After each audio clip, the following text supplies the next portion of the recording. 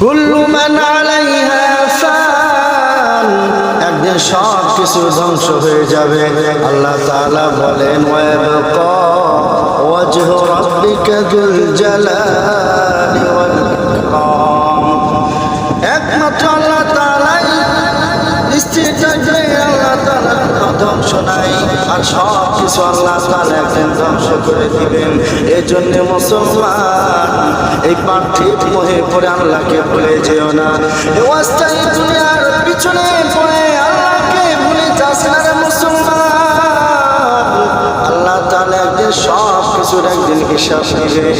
এই জন্য আমাদেরকে প্রস্তুতি নিতেই হবে। খাঁটি মুসলমান হয়ে ইন্তেকাল করা। একবার যদি চক্ষু দুটা বন্ধ হইয়া যায় আর কেউ তোমাকে কোনোদিন তোমার কথা মনে করবে না। এ মুসলমান নিজের জিন্দেগি বানাও, নিজের জন্য প্রস্তুতি নাও, কবরের জন্য প্রস্তুতি নাও। আল্লাহ তাআলা বলেন কুল্লু নাফসিন যায়িকাতুল মাউত, একদিন মৃত্যুর স্বাদ আস্বাদন করতে হবে।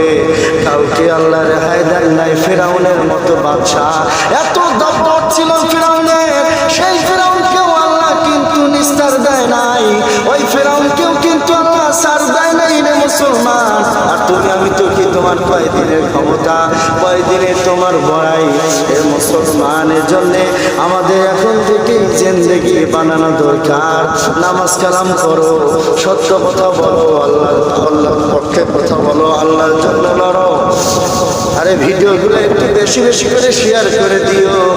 তুমি যত শেয়ার করবে ইসলাম প্রচারের জন্য ততই সব হবে।